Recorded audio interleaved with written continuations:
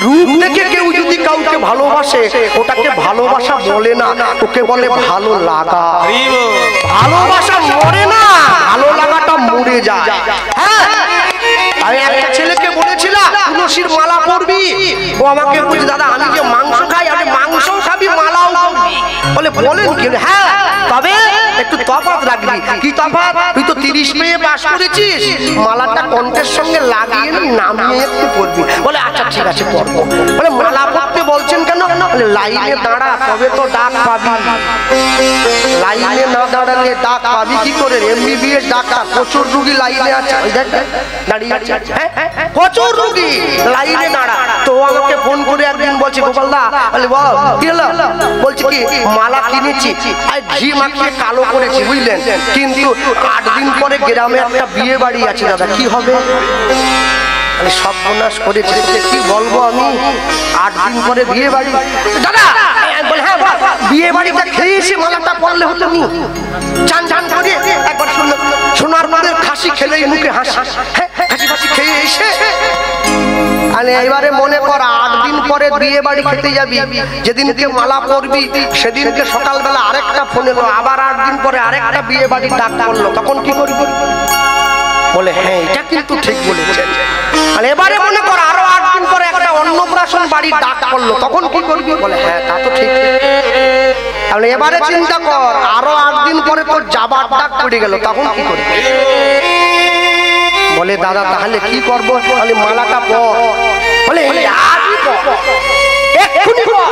বলে এখন যে বাথরুমে বসে পর। মালা পরার জন্য আমার উজুয়াত আছে যে, মালা পরার জন্য বাথরুম দেখাচ্ছিস, পায়খানা ঘর দেখাচ্ছিস, খাটে দেখাচ্ছিস, যেখানে খুশি পড়বি, যেখানে খুশি ইচ্ছা হবে পড়বি। হ্যাঁ মনে রাখবি মালাটা গলায় পড়তে হবে। তুলসীর মালা সনাতন সংস্কৃতিকে রক্ষা করবি, গলায় ধারণ করবি।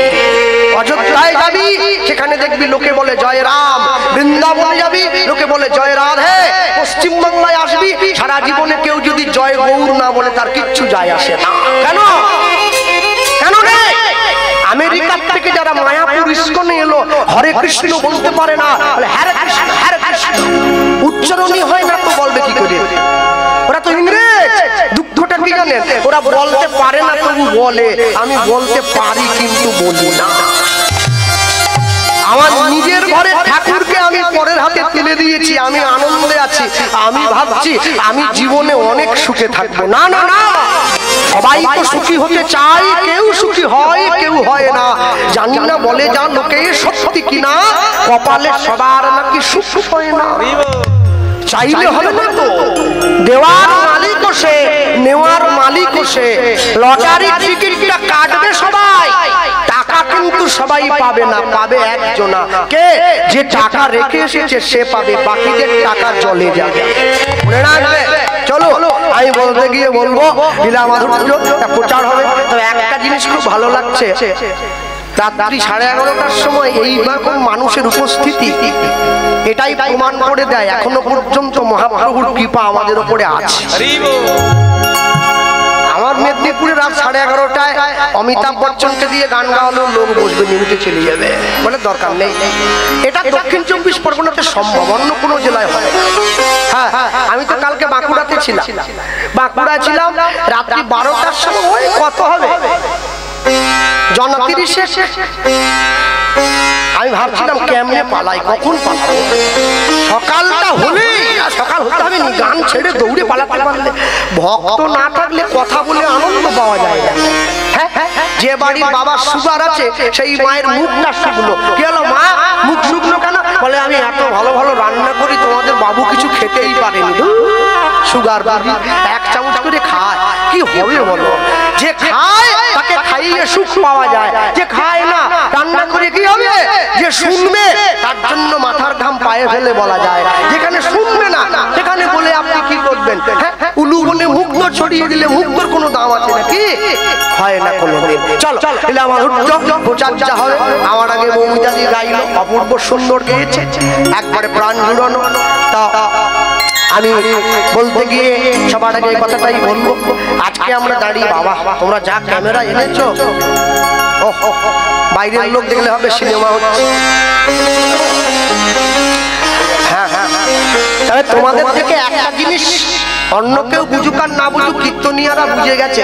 যেভাবে তোমরা ক্যামেরা পেতেছো, ওপরওয়ালারও ক্যামেরা পাতা আছে। এই ক্যামেরায় তবু ফাঁকি দেওয়া যায়, ওই ক্যামেরায় ফাঁকি দেওয়া যায়নি। হ্যাঁ, চিত্রগুপ্ত হচ্ছে একমাত্র লোক যে জীবনে কোনোদিন ঘুষ খাবে। আপনি যত বলুন, বলে না আমি খাবো না, তুমি যা করছো আমি সব লিখে দেবো, তুমি যা করলে আমি সব লিখবো। হ্যাঁ, তুমি বৃহস্পতিবার দিন দুর্গাপুজোর প্যান্ডেলে পুষ্পাঞ্জলি দিলে, শুক্রবার দিন মন্টু মন্ডলের দোকান থেকে খাসি কিনে এনে খেলে, আমি সেটাও লিখবো, যাবার কোনো জায়গা নাই। এই ক্যামেরাম্যানকে ফোন করে না বললে এরা ছাড়বে কি, বলে ভিডিও বানাতে দরকার নেই। তা বলতে গিয়ে বলবো, আজকে মহাপ্রভু, যে মানুষটা মহাপ্রভুর এই দিকে দাঁড়ানো আছে, এই মানুষটার নাম হচ্ছে নিতাই চাঁদ। দেখো সুন্দর করে নীল রঙের ধুতি পরে দাঁড়িয়ে আছে, কত সুন্দর। আমরা কীর্তনের মাঝে গিয়ে সবসময় মহাপ্রভুর কথা বলি। একটু আগে কৃষ্ণের কথা শুনলেন, সন্দেপুনি মুনির কথা শুনলেন, তার বৈষ্ণব সেবার কথা শুনলেন। কিন্তু যে মানুষটা আমাদেরকে মহাপ্রভুকে এনে দিল, যে মানুষটা আমাদেরকে হরিনাম দিল, আমরা তার কথাটা শুনি না। কেন শুনি না? একটা কারণের জন্য শুনি না। কেন? দেখবেন বাংলা একটা কথা আছে, যদি নিতাই না আসিত নিমাইকে কি চিনত লোক? নিতাই যদি না আসতো নিমাইকে কেউ পেত না। আর নিতাই চাঁদ ছিল বলে কলিযুগের মানুষের হাত দিয়ে মহাপ্রভু হরিনাম প্রচার করেছে। আশ্চর্য কি? আশ্চর্য অন্য কিছু নয়। মহাপ্রভু দ্বিতীয়বার বিয়ে করে বিষ্ণুপ্রিয়াকে কাঁদিয়ে সন্ন্যাসী হয়ে চলে গিয়েছেন। সঙ্গে কাকে নিয়েছেন? নিতাই চাঁদের হাতটা ধরেছেন, দাদা তুমি আমার সঙ্গে চলো। সচিমায়ের আদেশে বৃন্দাবনে যায়নি, পুরী ধামে গিয়ে রয়ে গিয়েছে। কিন্তু সমুদ্রের পাড়ে বসে দুই ভাইকে মিলে কথা হচ্ছে। আস্তে হাত তোলো তো, কারা কারা পুরী গিয়েছো দেখি। ওই নিতাই হাত তুলেছে, ও গিয়েছে পুরী। হ্যাঁ হ্যাঁ, বাহ। আচ্ছা মায়েরা বেশি যায় একটু ঘুরতে টুরতে অবশ্য। হ্যাঁ, আরেকবার হাত তোলো, কারা কারা পুরীতে গিয়ে ভেটকি মাছের চপ খেয়েছে। বাহ, কেউ তুলছেনি, ভাবছে আমি বিশ্বাস করি না। আমি তো পুরীতে গিয়ে যাকে জিজ্ঞাসা করছি বাড়ি কোথা, বলে দক্ষিণ 24 পরগনা। বাড়ি কোথা, বলে দক্ষিণ 24। একজন মা আমাকে বলছে আপনি এখানে কি বলেন? মানে কেন তুমি আসতে পারো আমি আসতে পারি? জগন্নাথ দেব কি আমাকে নোটিশ দিয়েছে নাকি আসা হবে? হ্যাঁ, পিছন দিকে দিয়ে লুকোচ্ছো? বলে না, ওটা আপনাকে দেখানো যাবে না। আমি দেখাও দেখাও, তোমার খাবার আমি কেটে খাবো না। বলে নাতিরা এসেছে, একটা ক্যাকড়া ভাজা কিনে খাচ্ছে, যা স্বাদ। দাঁড়াগুলো মুখে দিলে গলে যাচ্ছে একবারে। আমি অবাক হয়ে যাই। মানুষের দুপুরবেলা জগন্নাথের প্রসাদ খেলো, রাত্রিবেলা সমুদ্রের পাড়ে দাঁড়িয়ে ক্যাকড়া ভাজা কিনে খেলো। কি কেমন মানুষ? মানুষ ভুলে গেল তীর্থস্থানে গিয়ে আমিষ খেলে তীর্থস্থানের মহিমা নষ্ট হয়ে যায়। এদিকে চলবে না। কেন? মনে রাখবেন, নিতাই চাঁদের হাত ধরেছে মহাপ্রভু, ধরে কি বললো, দাদা তুমিও সাধু আমিও সাধু, দুইজন যদি সাধু হয়ে যায় বাংলার মানুষকে হরিনাম কে দেবে? বাংলার মানুষকে নাম সংকীর্তনের জোয়ারে ভাগাবে কে? যে কথা প্রচার করেছে, সঙ্গে সঙ্গে মহাপ্রভু বলে উঠল, শোন আমি একটা কথা বলি, কি দাদা তুমি আরেকবার বাংলায় যাও। কেন? বাংলায় গিয়ে বাংলার মানুষকে হরিনাম দাও। নিতাই চাঁদ বলে তাহলে আর দেরি নয়, আমি উঠে বেরিয়ে পড়ছি। যেই বেরিয়ে পড়তে গেল মহাপ্রভু পিছন থেকে ডাক দাও, শোনো আমার কথা এখনো শেষ হয়নি। কি বাংলায় শুধু ছুটে চলে গেলে হবে না, একটা বিয়ে করতে হবে। এই সর্বনাশ, শুধু বিয়ে করলে হবে না, একটা সংসার করতে হবে। বৌমা থাকবে, ছেলে মেয়ের জন্ম দিতে হবে, ছেলে মেয়ে বৌমাকে নিয়ে হরিনাম প্রচার করতে হবে। তবে তো কলিযুগের মানুষ বুঝবে সংসারে থেকেও কৃষ্ণ নাম করা যায়। যেই কথা বলেছে নিতাই চাঁদ বলছে, ভাই আমার মতো মানুষকে কে মেয়ে দেবে? তুই কি এটা বুঝলি না? মহাপ্রভু বলছে, ভাবছো বসে চলবে কিসে? তুমি ভাববার কে? তোমার ভাবনা যিনি ভাবছেন তুমি ভাবো তাকে। আমি তোমায় বলছি দাদা তুমি বাংলায় যাও, তুমি মেয়েও পাবে, তোমার বিয়েও হবে। যেই কথা বললো মহাপ্রভু সেই কথাকে রক্ষা করার জন্য নিতাই চাঁদ বাংলার মাটিতে ফিরে এসেছে। বিয়ে করেছে, সংসার করেছে, সংসারে থেকে সংসারী মানুষকে হরিনাম সংকীর্তন দান করলো। হরিবাসরে দাঁড়িয়ে আমাদের আস্বাদ্য গীতব্য লীলা মাধুর্য শ্রীপাদ নিত্যানন্দের সংসার বাংলায় ফিরে আসছে। বাংলায় যখন ফিরে আসতে গেল মহাপ্রভু নিতাই চাঁদের হাত ধরে বলে উঠছে, তুমি শোনো শোনো শোনো শোনো নিত্যানন্দ তাই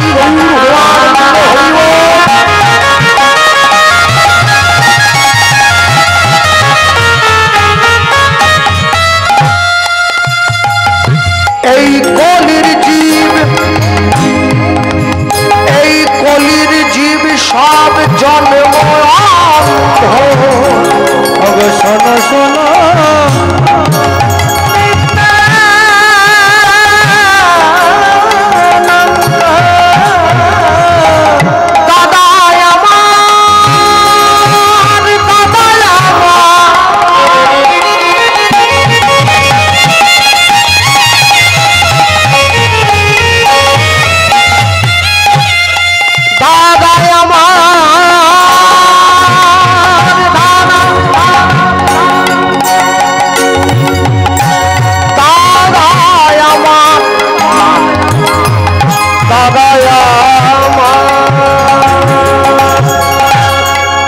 শোনো শোনো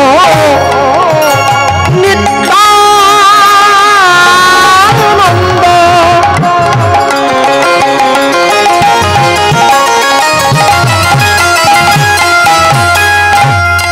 এই কলির জীব সব জন্ম শোনো শোনো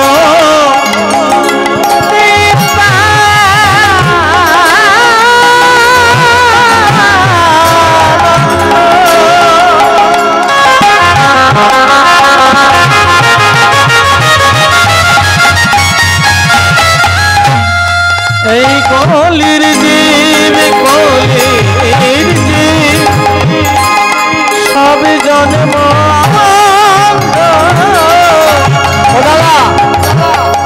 বলিলেও কেউ না লয় কৃষ্ণ নাম দাদা বলিলেও কেউ না লয় কৃষ্ণ নাম দাদা বলিলেও না লয় কৃষ্ণ নাম বলিলেও না লয় কৃষ্ণ নাম। যে এই কথাটা বলল প্রতি ঘরে ঘরে গিয়া করো এই ভিক্ষা বলো কৃষ্ণ গাও কৃষ্ণ করো কৃষ্ণ শিক্ষা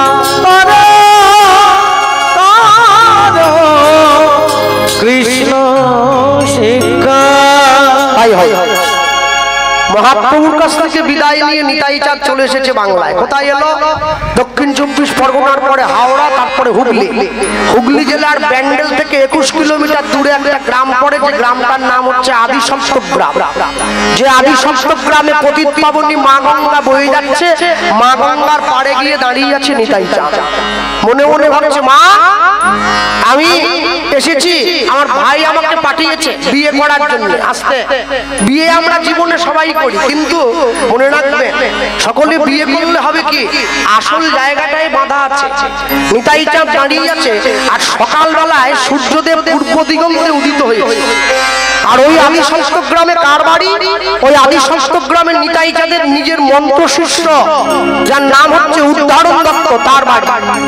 হ্যাঁ, সব থেকে আশ্চর্য কি জানে, আজকে আপনাদের যে গ্রামে কীর্তন হচ্ছে, যে গ্রামে হরিনাম সংকীর্তন হচ্ছে, মন্দিরে যে মহাপ্রভুর ঘট বসেছে, সবার আগে লক্ষ্য করবেন, ঠাকুর মশাইকে গিয়ে জিজ্ঞাসা করবেন যে আমাদের মন্দিরে যে মহাপ্রভুর ঘট বসলো, এই মহাপ্রভুর ঘটে যে সংকল্প হলো, সংকল্পটা কার নামে করেছেন? পুরো গ্রামবাসীর নামে করলেন না একজনের নামে করলেন?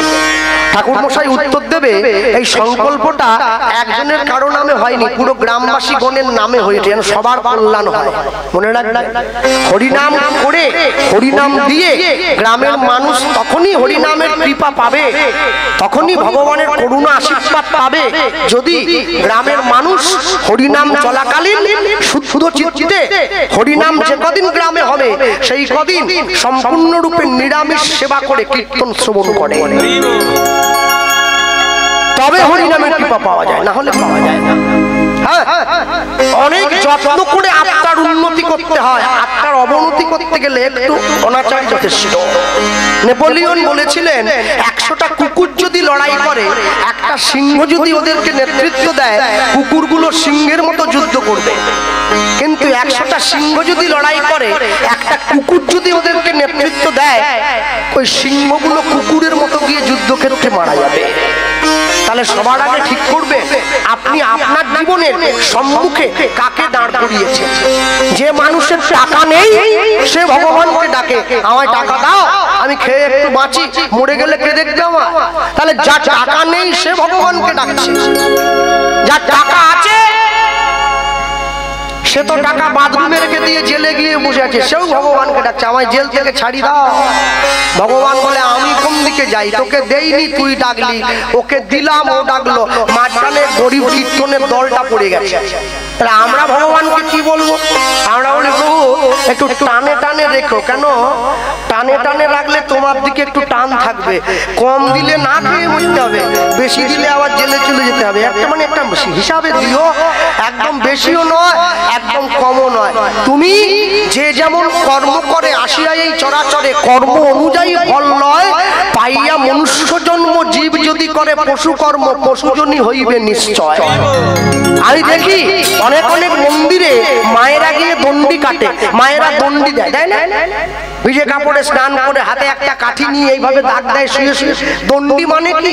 দণ্ডি মানে হচ্ছে দণ্ড থেকে দণ্ডি শব্দের উৎপত্তি হলো। দণ্ড মানে অন্যায় বা অপরাধ। নিজের অন্যায় অষ্টাঙ্গ ভগবানের নামে শপথ করে মাটিতে ছুঁয়ে নিজের অন্যায়কে ভগবানের চরণে সমর্পণ করা। কিন্তু আশ্চর্য দেখবেন যখন কেউ দণ্ডি দেয় ওই সময় কিন্তু তাকে গিয়ে কেউ ছুটে নাই। ছুলে কি হবে? বলে ছুলে অন্য কিছু নয়, বলে তুমি যদি ওই সময় তাকে গিয়ে স্পর্শ করো তাহলে তার অন্যায়ের কিছুটা ভাগ কিন্তু তোমাকেও নিতে হবে। কেন? বাংলায় একটা কথা আছে দেখবেন, তারা বড় বড় মোবাইল ফোন ব্যবহার করে, একটা মোবাইল থেকে গান যখন আরেকটা ফোনে নেওয়া হয় এর জন্য কোনো তার ফারের দরকার হয় না, একটা অ্যাপস বেরিয়েছে ওইটা সঙ্গে রাখলেই হয়ে যায়। কি কদিন আগে তো একটা অনুষ্ঠান হয়ে শুরু হয়ে গেছে শনি চ্যানেলের পর্দায়, 4 বছরের ছেলে একটা এসেছে, সে এসে কি বলেছিল, মাথায় টিকি আছে, মাথা নেড়া, তার নাম ভাগবত দাস ব্রহ্মচারী, সে বলেছিল হাই হ্যালো ছড়ো হরে কৃষ্ণ বলো।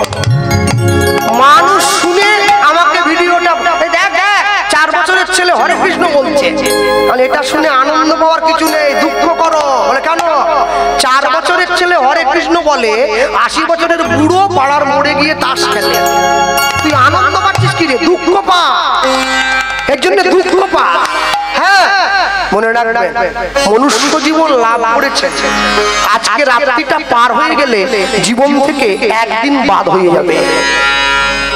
আমরা বলতে পারবো না কালকে সকালে সূর্যোদয় আমরা দেখবো কিনা।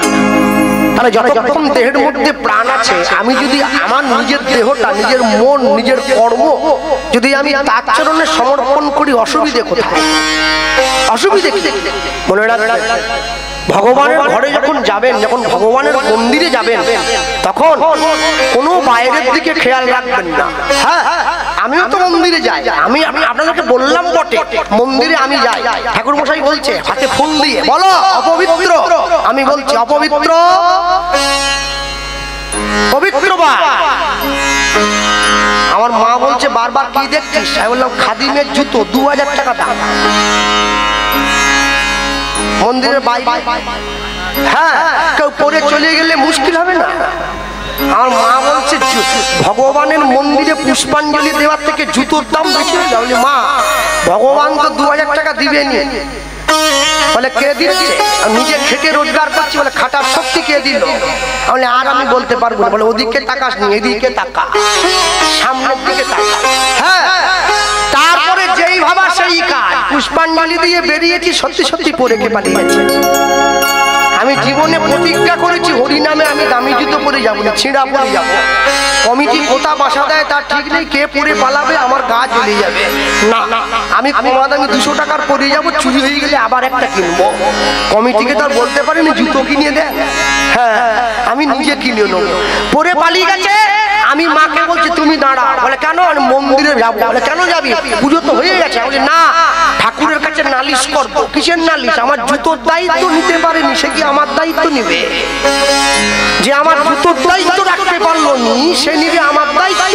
ছুটে মন্দিরে চলে গেছি কাপড় ধরে, এবারে বেরিয়ে আসছি মুখ শুকনো করে। আমার মা বলে নালিশ করা হইলো। আমি কাকে নালিশ করবো? বলে কেন? যাকে নালিশ করতে গেছি তার নিজের পায়ে তো জুতো নাই। যাকে নালিশ করবো সে তো খালি পায়ে দাঁড়িয়ে আছে। তাহলে যে নিজের জুতো নিজে রক্ষা করতে পারেনি, সে কি আমার জুতো রক্ষা করবে? সর্বনাশ, দরকার নেই। হ্যাঁ, আমি ওই জন্য বলি ঘরে বসে টিভি দেখো, মন্দিরে এসো। বিবেকানন্দ বোধহয় ঠিকই বলেছিল, মাঠে গিয়ে ফুটবল খেলো, গীতা পড়ার থেকে ফুটবল খেলা অনেক ভালো। না না, জুতো চুরি হবে বলে ওটা বলেনি। ওটা বলেছে কেন? তিনি বুঝে নিয়েছিলেন বর্তমান সমাজ ব্যবস্থায় মানুষ যেদিকে যাচ্ছে, গীতা পড়ার মতো ধৈর্য, সহ্য, সহিষ্ণুতা কোনোটাই ইয়ং ছেলে মেয়েদের থাকবে না। তাই বলছে ফুটবল খেলবি। গীতা পড়তে হলে মানসিকতার দরকার হয়। তবে একটা কথা মনে রাখবেন, ভালো লাগুক আর না লাগুক রোজ খাবেন তিতা, ইচ্ছে করুক আর না করুক রোজ পড়বেন গীতা। গীতা পড়বে। মুসলমানদের ধর্মগুরু হযরত মুহাম্মদ সে তার মুসলিম ভাইদেরকে বললেন, আমি আল্লাহ নই, আল্লাহর দূত। খ্রিস্টানদের ভগবান যীশু খ্রিস্ট সে তার খ্রিস্টান ছেলে মেয়েদের বললেন, আমি ঈশ্বর নই, ঈশ্বরের সন্তান। কুরুক্ষেত্রের মাঠে গিয়ে ভগবান শ্রীকৃষ্ণ অর্জুনকে বললেন, আমি স্বয়ং ভগবান। আর কি চাই কলিযুগের মানুষ? সব সময় মনে রাখবে, হ্যাঁ, পৃথিবীতে দাঁড়িয়ে তুমি যাই করো না কেন, তোমাকে কিন্তু নিজের জায়গাটা ছেড়ে দিলে চলবে না। হ্যাঁ, সব সময়ের জন্য কি মন্দিরে গিয়ে হিন্দু দেখি, মসজিদে গিয়ে দেখি মুসলমান, হসপিটালের আর নার্সিংহোম নয়, গির্জায় গিয়ে দেখলাম খ্রিস্টান। কিন্তু আমি যখন হসপিটালে গেলাম, সেখানে দেখলাম নাই হিন্দু, নাই মুসলমান, নাই খ্রিস্টান, সকলে সমান। আমি যখন নার্সিংহোমের বিছানায় গিয়ে শুয়ে পড়লাম, মুসলমানের রক্ত আমার রক্তের সঙ্গে গ্রুপ মিলে গেলে টেনে দিয়ে দেওয়া হলো। আলাদা তো করলো না, তুমি ওকে কেন দিয়েছো? মনে রাখবে, গীতা কোরআন যদি পাশাপাশি রেখে দাও, কেউ কারোর সঙ্গে মারপিট করবে না। কিন্তু গীতা কোরআন যারা পড়ে তারা নিজেদের মধ্যে বড্ড মারামারি করে। এই নীতি কেন হবে? মন্বন্তরে মরিনি আমরা, মারি নিয়ে ঘর করি, বাঁচিয়া গিয়াছি বিধির আসিছে, অমৃতের টিকা পড়ি। মুক্ত বেনির গঙ্গা যেটায় মুক্তি বিচরে রঙ্গে, আমরা বাঙালি বাস করি সেই বঞ্চিত ভূমিবঙ্গে। হ্যাঁ, ছেলে গিয়ে তো ঘরের দরজায় দাঁড়িয়ে যাচ্ছে, বাবা মার মধ্যে খুব ঝগড়া হচ্ছে। মা চিৎকার করে বলছে, আমি তোমার সংসারে এক মুহূর্ত থাকবো না, আজকে তুমি অফিস চলে গেলে আমি বাপের বাড়ি চলে যাবো। ছেলে স্কুল চলে গেছে, স্বামী অফিস চলে গেছে, মা ঘরে তালা দিয়ে পাশের বাড়ির মাকে চাবি দিয়ে বলছে, আমি চললাম বাপের বাড়ি, সংসার হবে ছাড়াছাড়ি। স্বামী ঘুরে এসে বলে, আমার গিন্নি কোথা? মানে তোমার গিন্নি গেছে বাপের বাড়ি। স্বামী তখন পাশের বাড়ির লোকটাকে ডেকে বলছে, গিন্নি যদি যায় বাপের বাড়ি, আমি যাবো শ্বশুর বাড়ি। এবার ছেলে ঘুরে এসছে, বলে আমার বাবা মা কোথায়? পাশের বাড়ি কাকিমা বলছে, তোর মা গেছে বাপের বাড়ি, তোর বাবা গেছে শ্বশুর বাড়ি। ছেলে তখন বলছে, আমি ঘরে থাকবো নি, আমি যাবো মামা বাড়ি। আপনি যেদিকেই যান না কেন, ফুল কিন্তু একই চরণে পড়বে। কালী, দুর্গা, শীতলা, ষষ্ঠী, মনসা, বগলা, চামুন্ডা যাকে ফুল দেন, ফুলটা গিয়ে পড়বে একই চরণে। তাহলে আমি যদি সরাসরি রাস্তায় উঠতে পারি, আমি কেন এদিক ওদিক দিয়ে যাব? আমাদের পূর্ব মেদিনীপুরে একটা জায়গা আছে, জায়গাটার নাম হচ্ছে তমলুক। সকলের নাম শুনেছেন। তমলুকে একটা বাস স্ট্যান্ড আছে। একটা বয়স্ক ঠাকুমা দাঁড়িয়ে আছে, তার বুকে একটা পুটলি, পিঠে একটা পুটলি, মাথায় একটা পুটলি, কাঁধে একটা পুটলি, এ হাতে নাতনি, এ হাতে নাতি। বাস এসে গেছে, কোথায় যাবে? মেছেদা। কন্ট্রাক্টর মুখ বাড়িয়ে বলছে, জায়গা নেই। ঠাকুমা বলছে, ওলা উঠো, তোর সিট সব ফাঁকা আছে, জায়গা নেই বলছিস কেন? বলে, না জায়গা আছে, তোমাকে তুলবো নি। কেন? ওটা মিনস আমি ভাড়া দিব নি, তুলবো নি কি? বলে, না তুমি তো এসেছো একা, যা পুটলি এনেছো 10 জনের সিট লাগবে তোমার। পয়সা তো একটাই দেবে, তুলবনি। অনেক লোক আছে, মানুষ মরে যাচ্ছে, এখানে বাড়ি, এখানে জমি, এখানে জয়নগরে ফ্ল্যাট, এইখানে মথুরাপুরে ফ্ল্যাট, এ হাতে বউ, এ হাতে ছেলে, এ মাথায় নাতনি। ভগবান ছুটে এসছে, বলে আমার বাসে তোমার ওটা হবে না, জায়গা নেই। বলে কেন? বলে তুমি যা পুটলা সঙ্গে এনেছো, তোমায় তুলবনি। হ্যাঁ, মরে যাওয়ার আগে পর্যন্ত শেষ জীবনে মাটি আঁচড়ে যাচ্ছে। হরিনাম দিতে গেলে তো পয়সা দিতে হয়। পাশের বাড়ির লোক ছুটে এসে খবর দিচ্ছে, আমার বাবা মরে যাবে, একটু নাম শুনি দিবি আয়। ওরে আমাকে কেন বলছি, হরিনামের দলকে খবর দে। বলে ধর, হরিনামের দলকে ডাকলে ওরা তো পয়সা নিবে, তুই তো বাড়ির পাশের ছেলে, পয়সা লাগবে কি? চলে হারমোনিয়ামটা ঘাড়ে নিয়ে চলে। হারমোনি নিয়ে গিয়ে কানের কাছে বসে হরে কৃষ্ণ হরে কৃষ্ণ করছে। আধ ঘন্টা চেঁচাবার পরে তার বাপ চোখ মেলে তার নিজের ছেলেকে ইশারা করে ডেকে বলে উঠছে, কোন মাঠের জমির করতে? আধ ঘন্টা পরে বুড়ো মরবে, জমি মনে বসিয়ে গেছে। আমি ওর ছেলেকে ডেকে, তোর বাপকে নাম শুনি লাভ হবে নি, বরং আরেক কাটা জমি কিনে দে। বলে কেন? আমি তোর বাপ হরিনাম শুনছে মরার আগে, বলে কোন জায়গা জমির করতে? সারা জীবন ধরে শুধু ক্যাগড়ার মতো মাটি আঁচড়ালো, শুধু হ্যাঁ এদিকের মাটি এদিক করে, এদিকের মাটি এদিক করে। মরার আগে আঙুলের মাথাগুলো ক্ষয়ে চলে গেছে, তারপরেও জমি ছাড়তে পারেনি, ভিতরে ঢুকে বসে যাচ্ছে। মনে রাখবে, এমনও মানুষ আছে যে খাওয়া দাওয়া করে বিছানায় গিয়ে ঘুমোলো, ঘুমের মধ্যে প্রাণটা চলে গেল। আর এমনও লোক আছে যে 10 বছর বিছানায় পায়খানা পেচ্ছাপ করে গায়ে মেখে নিচ্ছে, মরতে চায় কিন্তু মরে না। কেন? কর্মের হিসেব দিচ্ছে। কর্ম তোমার ভালো হলে ভাগ্য তোমার দাসী, হৃদয় তোমার ভালো হলে ঘরেই মথুরা কাশী। নিতাই চাঁদ দাঁড়িয়ে আছে গঙ্গার পাড়ে, আর সেই আদি সপ্তগ্রামে কার বাড়ি? নিতাই চাঁদের মন্ত্র শিষ্যের বাড়ি, যার নাম উদ্ধারণ দত্ত। বৈষ্ণব জগতে খুব পরিচিত নাম। মহাপ্রভু কিন্তু কাউকে শিষ্য করেননি, মনে রাখবেন, এই জায়গাটা ভুল করলে চলবে না। চৈতন্য মহাপ্রভু কাউকে শিষ্য করেননি, কিন্তু নিতাই চাঁদ শিষ্য করেছেন। নিতাই চাঁদ যে 12 জনকে শিষ্য করেছেন, তাদেরকে বৈষ্ণব জগতে দ্বাদশ গোপাল বলে বলা হয়। তাদের মধ্যে উদ্ধারণ দত্ত একজন। উদ্ধারণ দত্ত বেঠে মানুষ, গায়ের রং কুচকুচে কালো, গলায় মোটা তুলসীর মালা, ঘুম থেকে উঠে গায়ে চপচপে করে সর্ষের তেল মেখে নিয়েছে। আচ্ছা বলো, কালো লোক যদি গায়ে চপচপে করে সর্ষের তেল মাখে, দেখতে কেমন লাগে? আগে এটা মায়েরা জানবে কেমন লাগে। মা আল কালার মতো মনে হচ্ছে, কালার খেলে গেছে একবারে, আমার থেকেও বেশি কালো। মেঘে আসছে গঙ্গা চান করতে, মুখে কি বলছে? ভগবানের ভক্ত তার হিন্দি গান করবে না, ভগবানের নামই গাই। কি বলছে? নিতাই নিতাই নিতাই নিতাই নিত্যানন্দ নাম, গৌর গৌর গৌর গৌর গৌর গুণধাম। যারা বসে আছে ক্যামেরাটা ঘোরা, বসে থাকলে হবে না। রাত 12টায় না ঘুমিয়ে লোক গান শুনছে, তোমরা কি ওদিকে ঘোরা? শুনেছ যে মায়েরা পিছন দিকে বসে আছে, পিছন দিকে ছেলে মেয়েগুলো পড়াশোনায় ফাঁকি, হরিনামে তালি দেওয়া যায়। হাত যে না তুলবে, যাওয়ার সময় কমিটির বাবুদের বলে যাবো যেন লক্ষ্মীর ভান্ডার না পায়। টাকা সব ডবল হয়ে গেছে তোমাদের, হাত তোলো। হ্যাঁ, তালিটা দাও। নিতাই নিতাই নিতাই নিতাই নিত্যানন্দ নাম, গৌর গৌর গৌর গৌর গৌর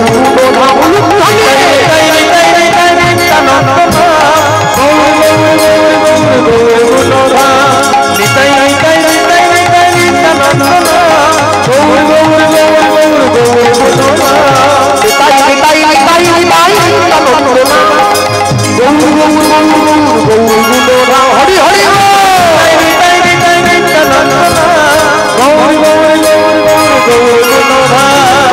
অবধূত শ্রী নিত্যানন্দ, জয় তু শ্রী গৌর চন্দ্র, অবধূত শ্রী নিত্যানন্দ, জয় তু শ্রী গৌর চন্দ্র, অবধূত শ্রী নিত্যানন্দ, জয় তু শ্রী গৌর চন্দ্র, অবধূত শ্রী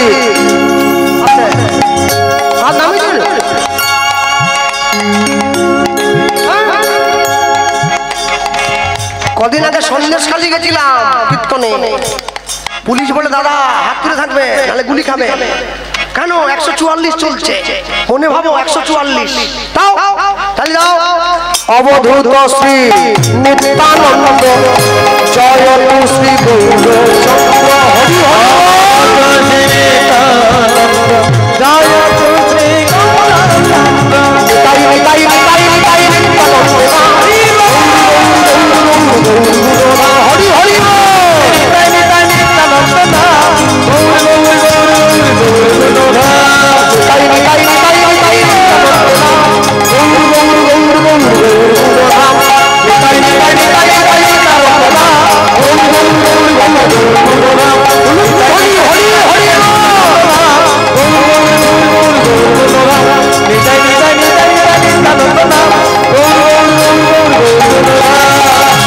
বলো ভাই শ্রীকৃষ্ণ চৈতন্য মহাপ্রভু কি পরম দয়াল নিতাই চাঁদ কি নিতাই গৌর প্রমানন্দ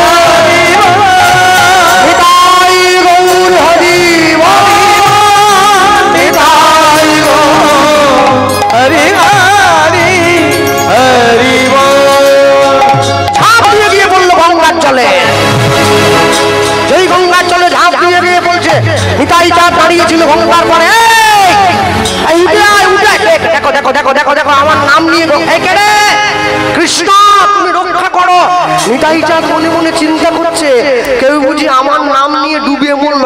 উঠে আয় উঠে আয়, আত্মহত্যা মহাপাপ, নরকে গমন, উঠে আয় রে বাপ উঠে আয়। এখন নিতাই চাঁদ তো আর জানে না ডোবার জন্য ঝাঁপ দেয়নি, ও চান করার জন্য ঝাঁপ দিয়েছে।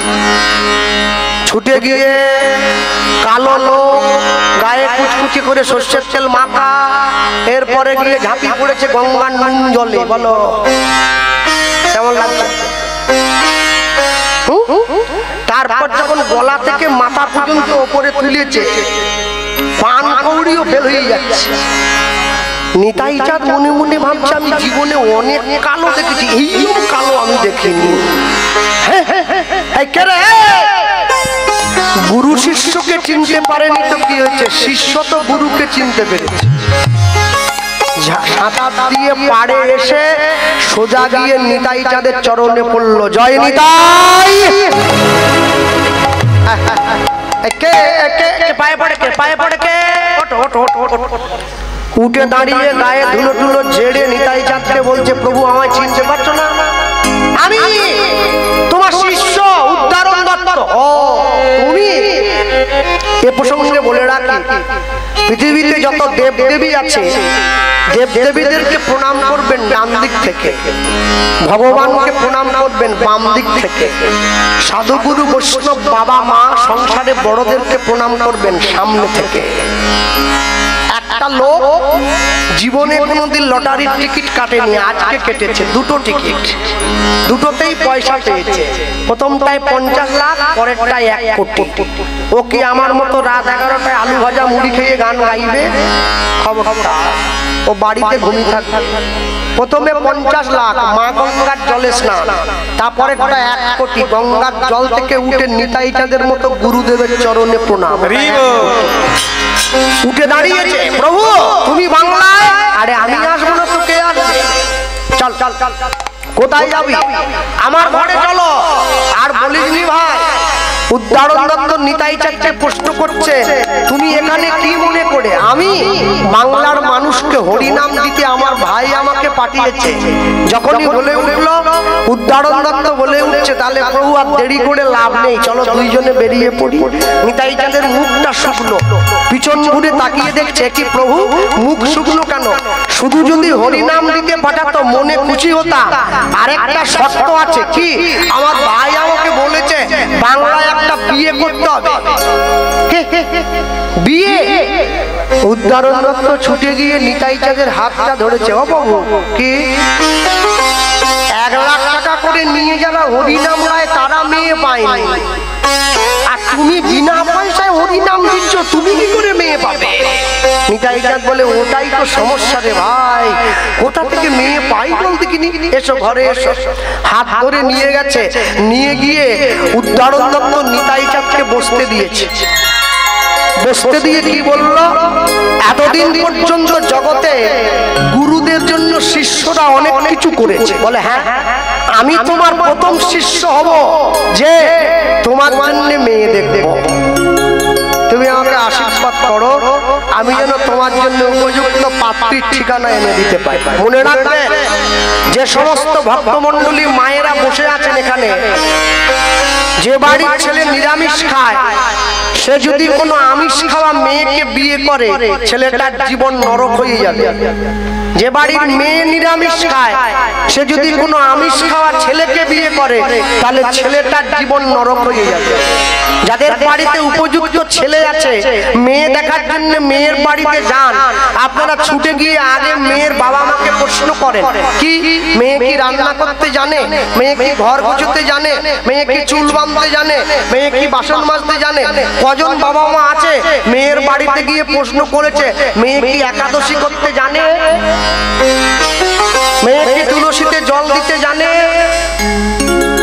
মেয়ে কি মহাপ্রভুর জন্মদিন পালন করতে জানে? বলে না, তা জানে। তাহলে মেয়ে কি জানে? মেয়ে 25শে ডিসেম্বর ঝাউ গাছে চুনি লাইট দিয়ে সাজাতে জানে। কি বলে, হ্যাপি ক্রিসমাস। মেয়ের বেশি কিছু জানি। মনে রাখবেন, কোনদিনের জন্য অপরের ধর্মকে নকল করবেন না। শ্রবণ স্বধর্ম বিগুণ পরধর্মাৎ সনুষ্ঠিতাৎ স্বধর্মে নিধনংসেয় পরধর্ম ভয়াবহ। নিজের ধর্মে মরণ হোক সেটা ভালো, অপরের ধর্মকে নকল করা জগতের সবথেকে বড় অন্যায়। আমি আজ পর্যন্ত কোন মুসলমান বাড়ির ছেলেকে দেখলাম না ঈদের দিনে মসজিদের বাইরে ডিজে গান বাজিয়ে নাচছে, কিন্তু আমাদের ওদিকে দেখা যায় না। আজ পর্যন্ত কোন মুসলিম খ্রিস্টান বাড়ির ছেলেকে দেখতে পেলাম না যীশু খ্রিস্টের জন্মদিনে তারা গির্জার বাইরে বসে পিকনিক করে খাচ্ছে। আমি বাঙালিকে দেখলাম দোল পূর্ণিমার দিন তারা মদ খেয়ে মাতাল হয়ে রং নিয়ে খেলা নিয়ে একে অপরে মারামারি করে ছুটে বেড়ায়। হ্যাঁ, বারুইপুরে আমার কীর্তন ছিল দোল পূর্ণিমার দিন। আমি গাড়ির থেকে নেমেছি, 4-5টা ছেলে এগিয়ে এসছে, বলছে কৃষ্ণবাবু একটু রং দেবো গায়ে। আমি না তো বলতে পারি, অল্প করে দাও, হরিনামে যাচ্ছে। বলে না, ওই রং করে দিবনি। তাহলে কিরম করে দিবি? বলে বাজার থেকে বড় একটা আলু কিনে এনেছি, আলুটাকে মাঝখান দিয়ে কেটেছি, তারপর আলুটার মধ্যিখানে সুদ দিয়ে লিখেছি আমি চোর। এবারে হাতে রং গুলেছি, আলুতে ছাপ দিয়ে ওইটা পিকে দেবো, আমার পিকে দেবে। আমি এতে লাভ। বলে আরে আপনাকে কি, সবাইকে দিচ্ছি, যত বাপের বয়সী লোককেও দিয়েছিস? বলে হ্যাঁ দিবনি। দাদুর বয়সী লোককেও ছাড়িনি, তাকে দিয়ে দিয়েছি। তাহলে তোর দাদুকে চোর সাজিয়ে তোর লাভ কি হচ্ছে? বলে আমার দাদুকে চোর সাজালে ওই লেখাটা দেখে লোকে হাসবে, ওটা দেখে আমরা আনন্দ পাবো। হায় সর্বনাশ! হ্যাঁ, তুই যে মাটিতে খেলি, যে মাটিতে ঘুমলি, সেই মাটিকে অপমান করলি, তুই কেমন ছেলে রে? মনে রাখবে, সব সময়ের জন্য কোনদিন যদি ভগবানকে ভালো না লাগে ভালোবাসবেন না। যদি ঈশ্বরের সত্তাকে ইচ্ছে না হয় কাছে দেখবেন না, কিন্তু ভগবানকে অপমান করবেন না। কেন জানেন? ঈশ্বরকে অপমান করলে ঈশ্বরের যারা ভক্ত তারা ক্ষমা করে দিতে পারে, কিন্তু ঈশ্বর কোনোদিন ক্ষমা করে দেয় না। সব সময় উদাহরণ দত্ত নিতাই চাঁদের হাত ধরে ঘরে নিয়ে গেছে। কি অহংকারে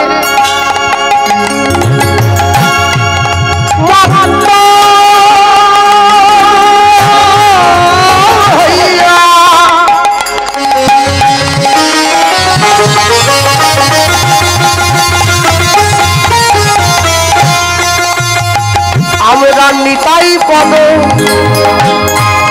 আমরা নিতাই পদ পাশবিরা অহংকারে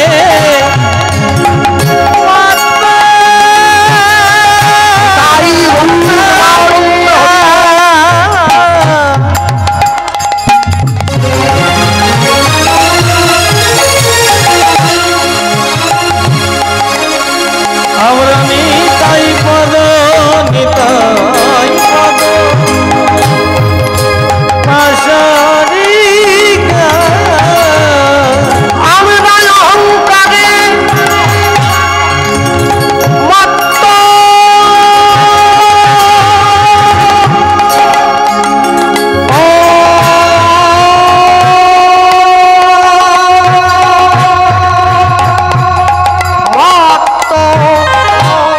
হইয়া অহংকারে মাতা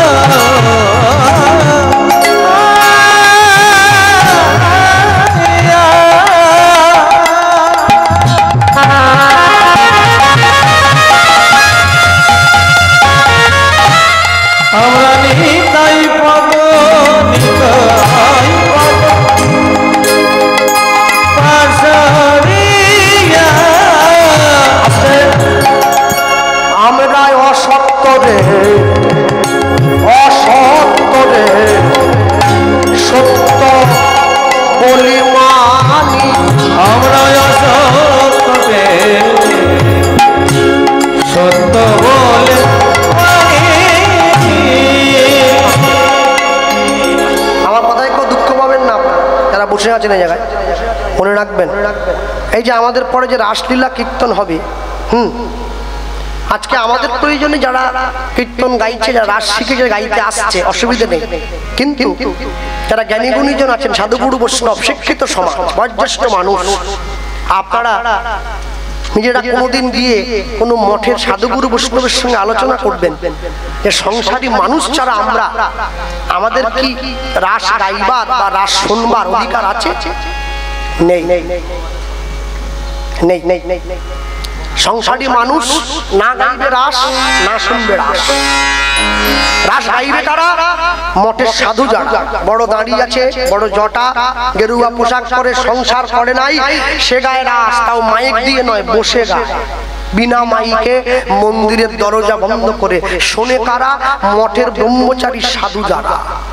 তাহলে আমরা কেন গাইছি? বলে আমরা গাইছি মনে আনন্দ পাওয়ার জন্য। কিন্তু হ্যাঁ, রাসলীলার কথা, ভগবানের কথা, নরলীলার সর্বশ্রেষ্ঠ লীলা, সেই প্রেমের কথা জগৎবাসীকে চিৎকার করে জানাবার জন্য নয়। কোন লোক যদি শুনতে গিয়ে একটুখানি নিজের দিকে টেনে নেয়, অপরাধটা রাখার মতো জায়গা পাওয়া যাবে না। অহংকারে মত্ত হইয়া উলুধ্বনি গাই উলুধ্বনি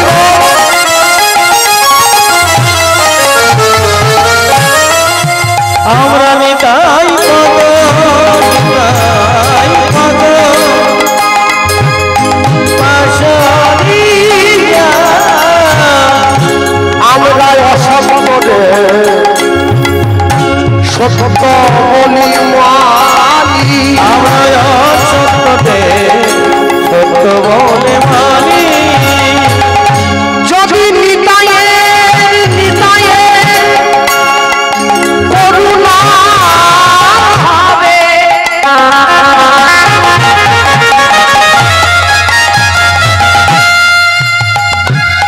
তোমরা ব্রজে রাধা